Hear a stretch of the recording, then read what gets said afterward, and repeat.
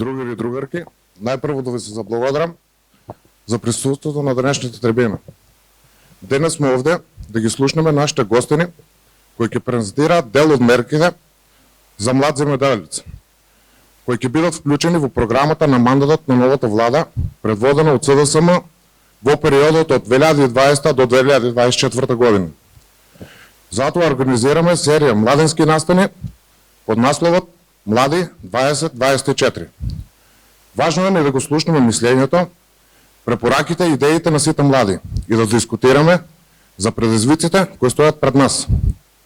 Денес наши гости на темата земјоделство се Гоце Георгиевски, член на Комисијата за земјоделство на СДСМ, Сања Арсева, професорка која ни доаѓа од земјоделско семејство, и млад земјоделец, односно млада земјоделка Слободанка Коцева.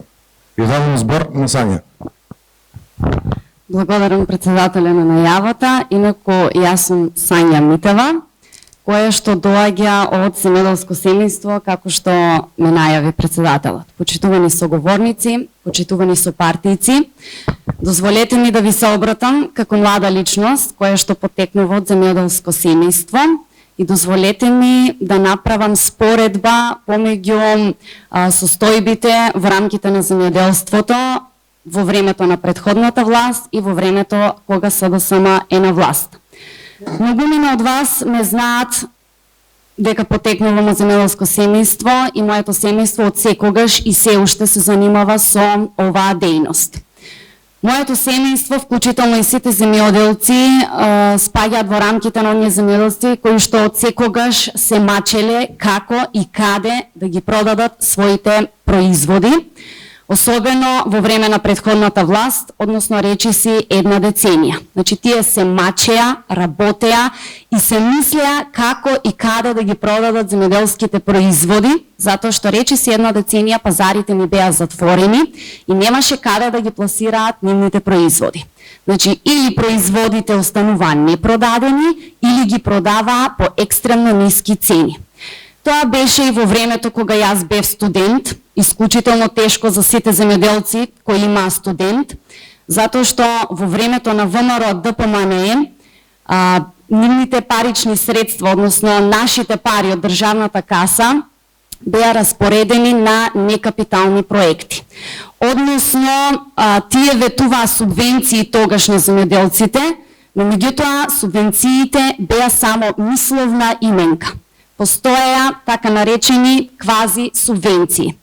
Значи, од субвенциите земјоделците воопшто ништо не добиваа или нивните субвенции, односно парите за субвенциите беа наменети само на нивните сопартици.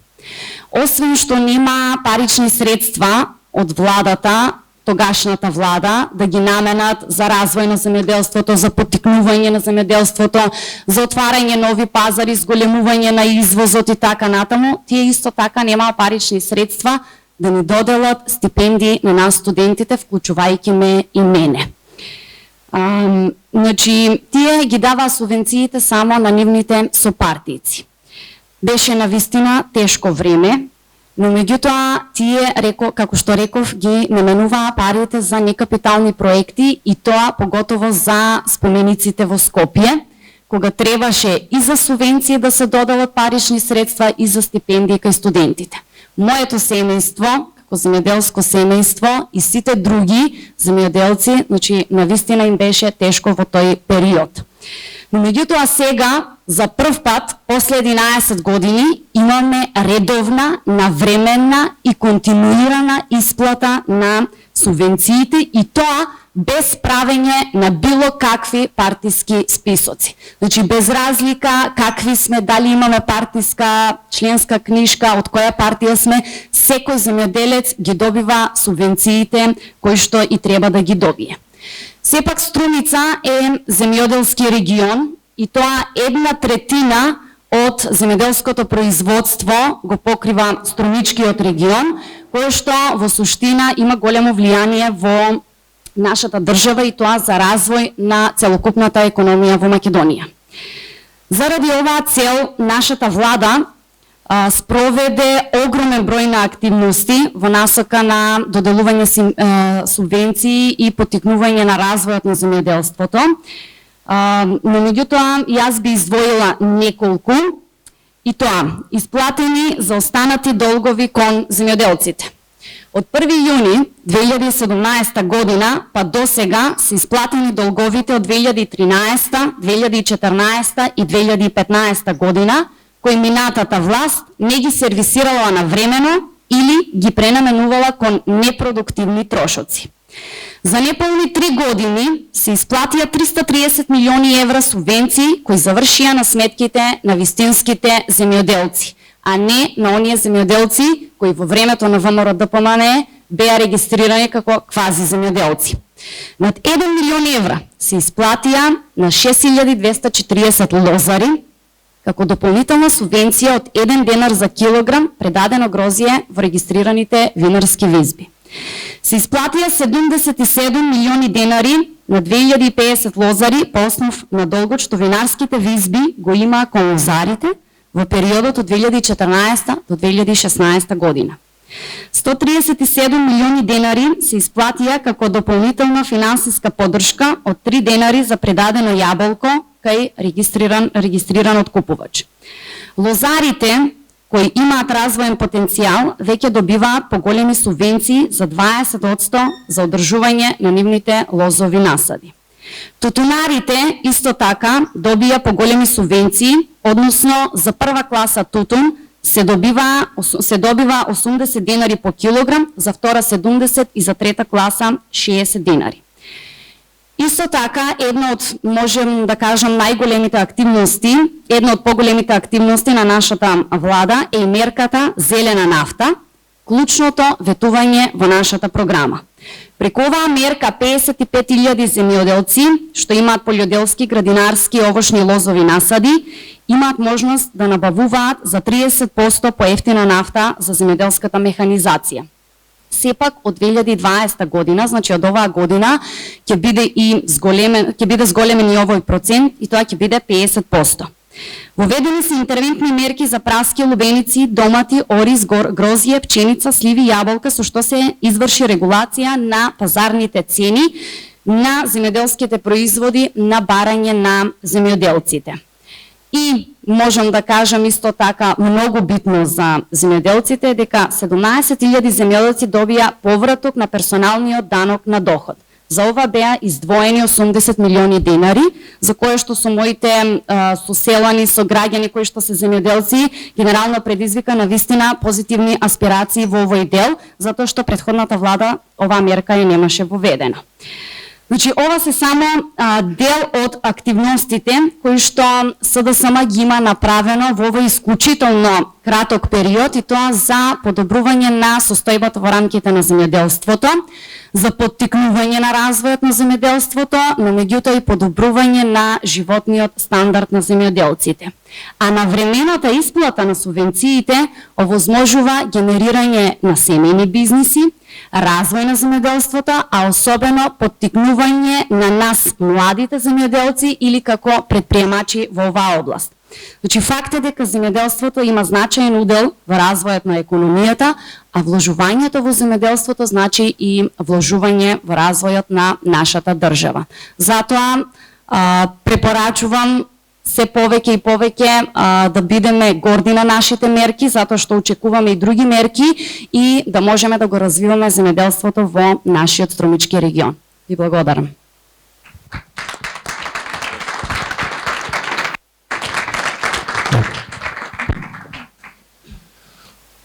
Благодарам, Сања. Првенствено, резултатите кои што ги таксативно ги наброи Сања се тоа што е резултат на нашата работа изминативе 2,5 години. Припремајќи се за оваа трибина, решив да ги сублимирам на еден лист сите активности кои што ги имаме преземено во Министерството за земјоделство, откако сме дојдени или на власт. И тоа од еден лист искочи негде 20 и кусур страници. Посебно ми е драго што гледам толку голем број на заинтересирани млади луѓе овде во Струмица, поготово во најпрогресивниот крај, според мене, кога станува збор за градинарски производи, бидејќи и тоа е дел од моја експертиза. Меѓу другото, Струмица го дава нели нашиот лидер и идниот премиер на Република Северна Македонија, господин Зоран Заев.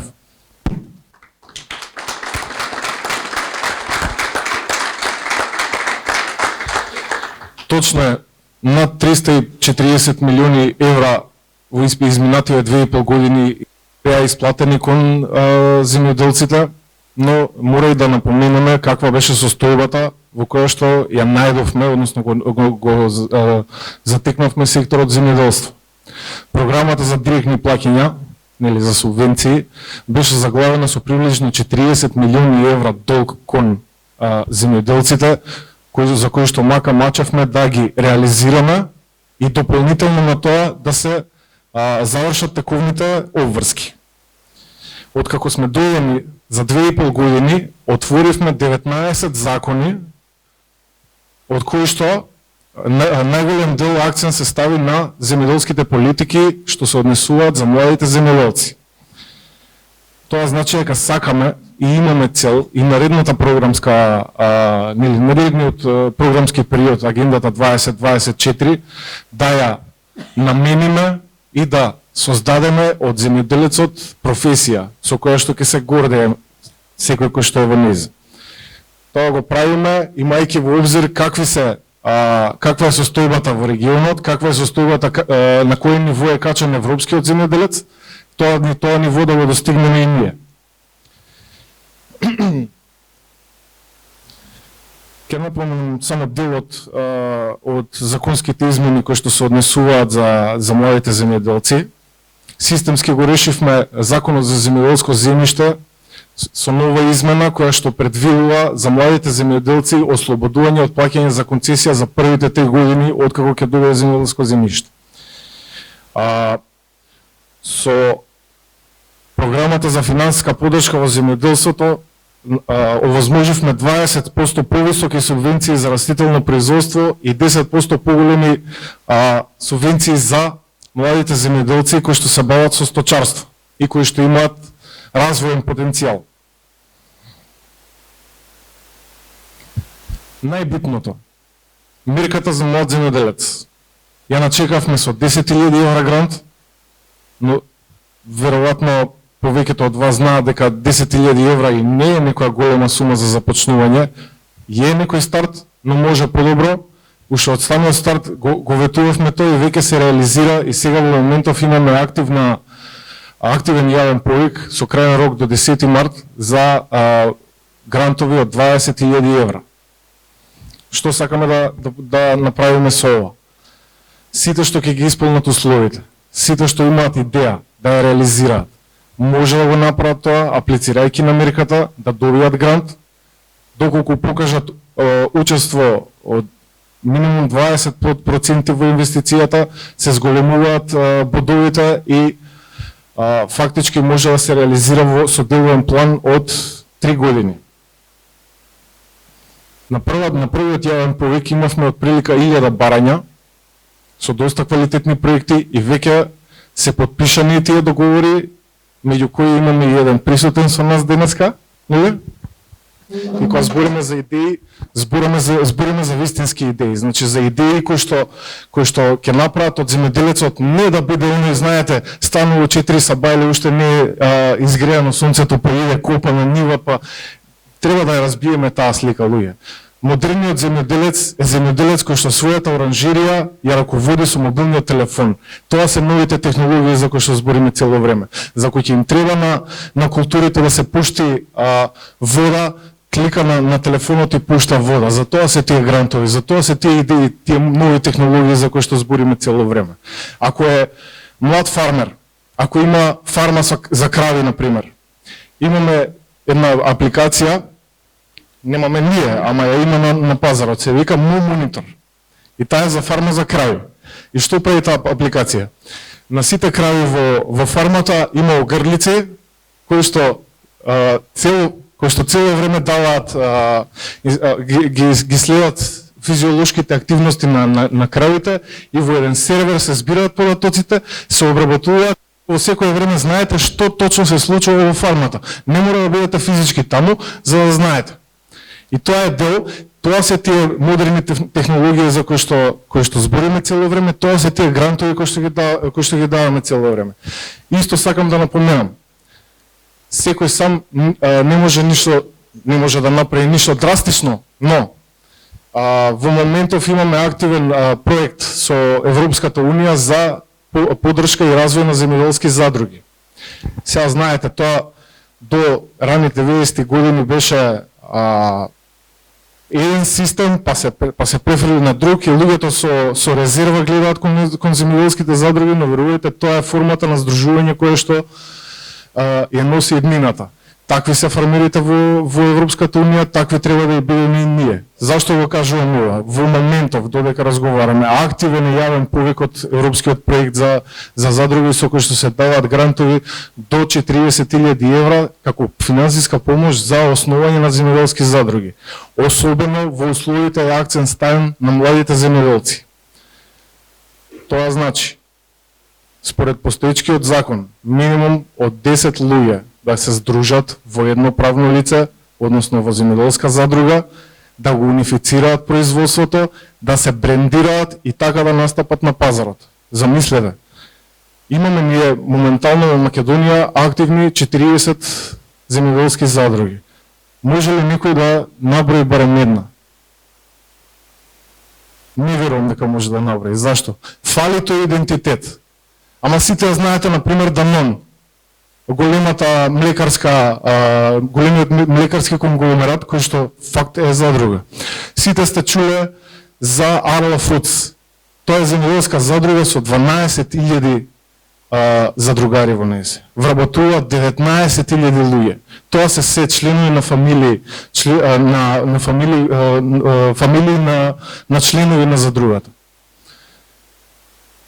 Ќе го спомнам, иако сме во друг регион со друга култура, ќе го спомнам и јаболко производството. Ресенскиот крај, го знаете, ресенското јаболко познато наше. По сите предиспозиции е исто како северниот. Ало? Добре. Кажете ако должам многу да скратам. Во Италија пандан на Ресенскиот крај е задругата Мелинда.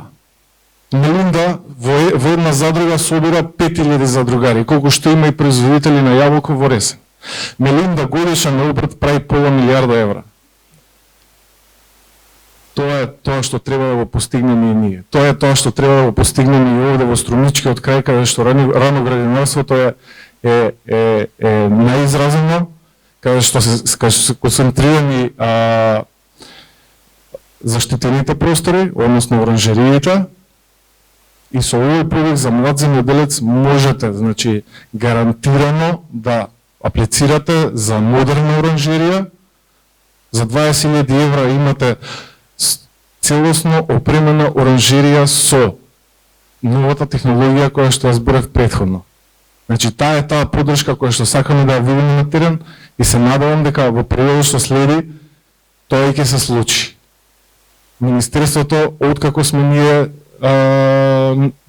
раководство, дел и ја од тоа раководство, сме отворени цело време. Значи, за било какви прашања, за било каква помош, дали од Министерството, дали од АПРЗ, дали платежна агенција, било каква нејаснотија, дојдете со идеја, ние ќе ви помогнеме да ја спроведете. Тоа е тоа главната порака која што сакам да ви ја пренесам и се надевам на ваша поддршка на 12 април.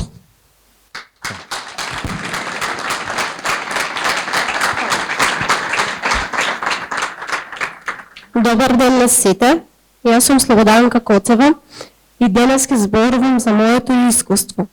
Јас сум еден од добитниците од 2018 година. Имам добиена граната од 10.000 евра преку мерката Млад земјоделец од Министерството за земјоделство. Оваа поддршка е многу важна за младите земјоделци и нивното вклучување во агробизнисот, особено за младите луѓе помалку места и ова е одлична можност за да се вклучат како млади земјоделци или млади фармери во овој сектор. За земјоделците е најважно да имат вклучен и да продаваат оно што ќе го произведат. Земјоделството бара сериозен труд и работа. Сега накратко ќе ви објаснам со што се занимаваме. Нашето семејство има фарма со крави. Имаме вкупно 50 крави, кои од нив имаме 25 мозници и 25 јуници. Од тие ние произведуваме дневно околу 300 литри млеко, а месечно околу 9 тони.